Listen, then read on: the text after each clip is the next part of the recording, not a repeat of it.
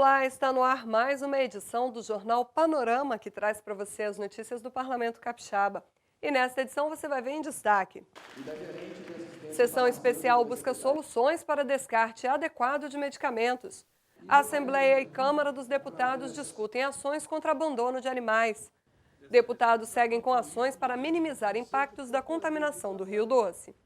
O que fazer com medicamentos vencidos ou que você não utiliza mais? Onde jogar fora? Sessão especial na Assembleia discutiu ações e políticas públicas sobre o descarte correto dos remédios. Eu acompanhei o debate. Jogar medicamentos no lixo comum, no vaso sanitário ou no ralo da pia não é o mais correto a se fazer com sobras de remédio. Mas qual deve ser a forma adequada para descartar esses produtos? Soluções para esse problema, que pode trazer danos ao meio ambiente e riscos à saúde da população, foram discutidos em sessão especial na Assembleia Legislativa. Médicos, advogados, ambientalistas, parlamentares e outros profissionais estiveram presentes, cobrando políticas públicas para esclarecer a questão. Essa é uma pergunta extremamente difícil de responder, porque nós estamos com essa campanha justamente tentando tirar políticas públicas e protocolos junto da sociedade médica, sociedade de farmacologia e sociedade civil organizada para que a gente tire um protocolo e uma cultura, uma rotina de como descartar os medicamentos, que são várias formas de medicamentos, medicamentos líquidos, medicamentos sólidos, e precisa ter uma política muito bem determinada junto dos órgãos reguladores e junto da sociedade científica. Embora não haja política pública sobre o assunto, a opinião de quem atua na área é que a população deve devolver o medicamento que não utiliza mais em algum posto de coleta. A política de medicamento no Brasil ainda não está completamente estabelecida. Existem normativas, decretos que estabelecem resíduos sólidos, mas não especifica o destino adequado, apropriado para medicamentos, nem sólido, nem o líquido. Por isso é que nós iniciamos há 2 anos atrás esse movimento para que se realmente dê celeridade e se produza essas leis que vão regulamentar o destino correto de medicamentos. Os medicamentos deveriam ter destinos apropriados, os líquidos e os sólidos separadamente. Não só o destino correto, existem algumas formas corretas de desintegração e de descarte desses medicamentos. Os sólidos, todos eles podem ser incinerados ou acondicionados em recipientes apropriados. O problema é que isso não está estabelecido ainda. Então, as pessoas continuam considerando o medicamento, tanto sólido quanto líquido, como um resíduo comum. Um dos desafios das autoridades é implementar a logística reversa, assunto destacado na sessão pela superintendente da Anvisa, a Agência Nacional de Vigilância Sanitária. A logística reversa é um conjunto de procedimentos para que o resíduo sólido retorne para o setor empresarial por meio de coleta e transporte, para que seja dado o destino final ambientalmente adequado. No caso de medicamentos, ele é um resíduo que você não consegue aproveitar, como às vezes acontece com outras cadeias, por exemplo, embalagens, você pode conseguir fazer a reciclagem. No caso de medicamentos, ele já é um produto que precisa ser descartado, e a Política Nacional de Resíduos Sólidos, ela prevê a logística reversa como o objetivo principal para a destinação. Mas a questão ainda é polêmica, já que não há definição sobre quem deve assumir os custos da medida. Então a discussão básica é custeio, porque a logística todo mundo sabe como tem que ser feito. A discussão é quem vai pagar e qual a parcela de que cada um vai pagar disso. A sessão foi proposta pelo deputado Dr. Hércules, médico e presidente da Comissão de Saúde. O projeto é para dar início a essa discussão, esse fórum que já vem discutindo a questão do descarte de medicamento e a logística reversa desde 2012. Nós queremos saber quem realmente tem a responsabilidade de dar fim nesses medicamentos que sobram ou que são vencidos. Então essa sessão especial foi para tratar desse assunto e fiquei muito feliz hoje com tanta representatividade que nós tivemos aqui na nossa Assembleia Legislativa. Outra preocupação da casa é com o abandono e os maus tratos a animais. Em audiência pública, parlamentares do Estado e da Câmara dos Deputados ouviram entidades de fiscalização e defensores dos animais. A CPI dos maus-tratos de animais da Câmara Federal veio novamente à Assembleia Legislativa. O colegiado retornou ao Parlamento Capixaba para ouvir as pessoas e instituições denunciadas no encontro anterior, realizado em setembro. Um assunto que voltou à tona foi a questão dos cães abandonados na Universidade Federal do Espírito Santo.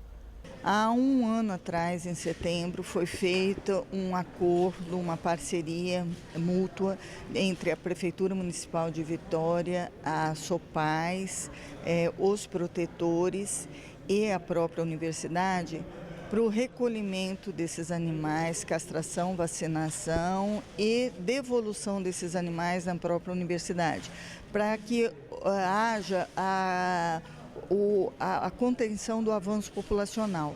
Só que esse acordo fez um ano em setembro e de lá para cá nada foi feito. A universidade vem realizando um conjunto de reuniões envolvendo a Prefeitura de Vitória e envolvendo a Sociedade Protetora dos Animais. A partir daí, nós conseguimos elaborar um conjunto de ideias que vai se desenvolver sob a forma de termo de cooperação técnica. Então nós precisamos saber o que a Prefeitura de Vitória tem possibilidade de oferecer, o que a universidade pode oferecer e o que a Sociedade Protetora dos Animais pode oferecer.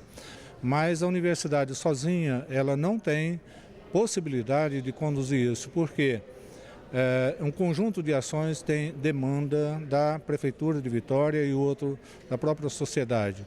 Casos de violência contra os animais são fiscalizados pela Polícia Ambiental, instituição que também participou da audiência pública.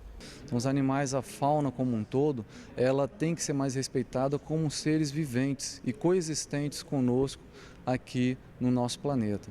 Então, o foco da Polícia Militar Ambiental é de sempre prevenir, educar e, caso ocorra a situação de maus-tratos, coibir essas situações, evitando que esses animais sejam maltratados com atos de crueldade, mutilados e dando a destinação adequada para esses animais, visando principalmente que esses animais sejam encaminhados novamente para a natureza, no caso dos animais silvestres, e com a destinação adequada no caso dos animais exóticos e domésticos. Os depoimentos colhidos no encontro vão integrar o relatório da CPI. No relatório, ele terá primeiro a indicação de projetos de lei que estão tramitando no Congresso Nacional e que deverão ser observados, se possível, aprovados pela plenário da Câmara para que tenham seguimento. São todos projetos da proteção animal.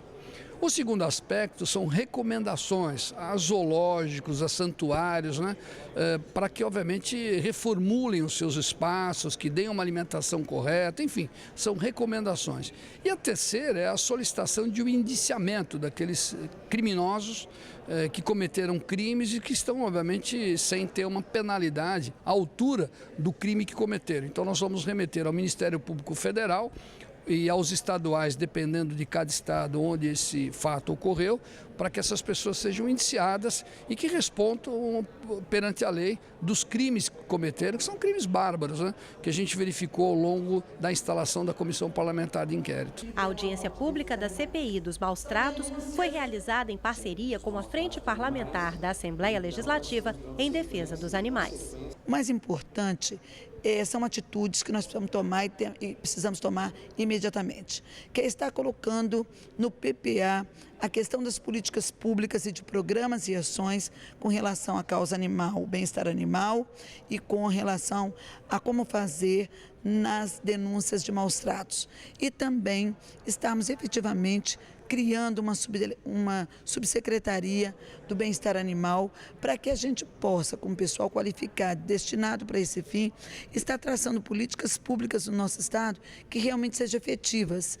E também, independente de qualquer coisa, muitas vezes o estado não pode fazer porque são demandas a nível nacional, mas está enrijecendo, através de propostas, penas para essas questões. Hoje também é dia de rever os destaques da semana no Legislativo. A repórter Larissa Lacerda traz as informações sobre o trabalho dos deputados em plenário. Nesta semana, o plenário aprovou 5 matérias. Entre elas, a proposta de emenda constitucional que estabelece prazo máximo de 90 dias para discussão e votação de projetos de iniciativa popular. A PEC, de autoria do deputado Enivaldo dos Anjos, foi aprovada em segundo turno e já passa a valer. Também foi aprovado o projeto que altera a política estadual de mudanças climáticas. A proposta do deputado Sérgio Majeski inclui áreas urbanas entre as beneficiadas para a construção de cisternas para a captação da água da chuva. A legislação atual prevê o benefício apenas para imóveis nas áreas rurais. Essas cisternas, por exemplo, na época de enchente, tanto em área rural quanto em área urbana, elas sirvam também como escoadouros para a água, reduzindo o problema da própria inundação e, ao mesmo tempo, se transformam em reservatórios para períodos de estiagem maior. Então, a lei ela estende o fomento para a construção de cisternas em áreas urbanas e sujeitas a enchentes também, porque a atual legislação fala apenas em áreas agrícolas sujeitas a secas ou a desertificação. Obrigada, Larissa. E a Assembleia continua mobilizada e tomando medidas em relação aos impactos causados pela lama com rejeitos de minério que atinge o estado. Representantes da Samarco, responsável pelas barragens que romperam em Minas Gerais, se reuniram na presidência da Casa. Eles informaram as medidas adotadas pela mineradora para garantir água à população atingida e diminuir os impactos da devastação ambiental. A Assembleia ainda acompanhou a assinatura do termo de compromisso socioambiental da empresa com os Ministérios Público Estadual, Público do Trabalho e Federal. Os deputados também foram a Baixo Guandu ouvir as demandas da população do primeiro município capixaba atingido pela lama. A garantia de água foi uma das maiores necessidades apontadas. Já em Regência, onde o Rio Doce deságua no mar, moradores e ambientalistas apontam problemas como morte de peixes e contaminação da agricultura, que depende da água do Rio Doce. Também há grande preocupação com as tartarugas marinhas que desovam no local. Em Colatina, representantes da Casa participaram da reunião com a Comissão Especial da Crise Hídrica da Câmara dos Deputados. O colegiado abordou o problema da escassez de água, que agora foi agravado pela lama tóxica. Veja agora as atividades das comissões de inquérito especiais e permanentes da Casa. Atuais e ex-integrantes da Comissão de Avaliação Imobiliária do Governo do Estado prestaram esclarecimentos à CPI da máfia dos guinchos. Os deputados questionaram o processo de aluguel de um pátio de veículos na Serra por R$ 178 mil mensais. Já a comissão especial responsável por acompanhar as obras de duplicação da BR-101 se reuniu com moradores de São Mateus, norte do estado. A população quer um anel viário na rodovia e ações para diminuir os frequentes acidentes na região. A gestão de resíduos sólidos e a necessidade de acabar com os lixões no estado foram debatidos na comissão especial da Casa que trata do tema. A proposta que permite terceirização para qualquer atividade das empresas foi discutida em audiência pública da Comissão de Cidadania e Direitos Humanos. A iniciativa foi criticada pela maioria dos participantes do evento, e inclusive pelo senador Paulo Paim, relator da matéria no Senado. Já na reunião ordinária, a comissão discutiu educação em direitos humanos e também ações de combate à violência contra a mulher. Projetos de robótica de Escola Pública Municipal de Vila Velha foram apresentados na Comissão de Ciência e Tecnologia. Destaque para o equipamento que apaga as impressões e permite a reutilização do papel. Já em educação, o debate foi sobre proposta do MEC de conteúdo comum para a educação básica em todo o país. E a falta de abastecimento de água e energia no bairro Vilagem do Sol, em Guarapari, foi tema de nova audiência pública da Comissão de Defesa do Consumidor. Na Comissão de Justiça, 12 matérias foram aprovadas, entre elas propostas que tratam de garantias aos consumidores, nas compras e também em solicitações de créditos. O aumento no número de ações judiciais para garantir atendimento médico foi o tema da Comissão de Saúde. Educação, Justiça e Esporte. As áreas foram os destaques nas sessões solenes realizadas esta semana. Os 40 anos da Copa A Gazetinha foram comemorados na sessão proposta pela deputada Raquel Lessa. O campeonato infanto-juvenil de futebol, realizado pela Rede Gazeta, foi criado pelo jornalista Janke. O torneio já revelou craques como Giovani Silva e Carlos Germano, ex-jogadores do Vasco e da seleção brasileira. E o parlamentar Bruno Lamas propôs a homenagem aos profissionais que atuam nos juizados especiais. Criados em 1995, esses setores do judiciário promovem acordos e assim agilizam a justiça no país. 34 diretores de escola foram homenageados em solenidade que comemorou o Dia desses profissionais de educação. O evento foi proposto pelo deputado Edson Magalhães. O Jornal Panorama de hoje termina aqui. No site da casa e nas redes sociais, você pode conferir mais notícias do Parlamento Capixaba. Obrigada pela audiência de sempre e a gente se vê aqui mesmo na programação da TV Aires Digital, o seu canal Cidadão.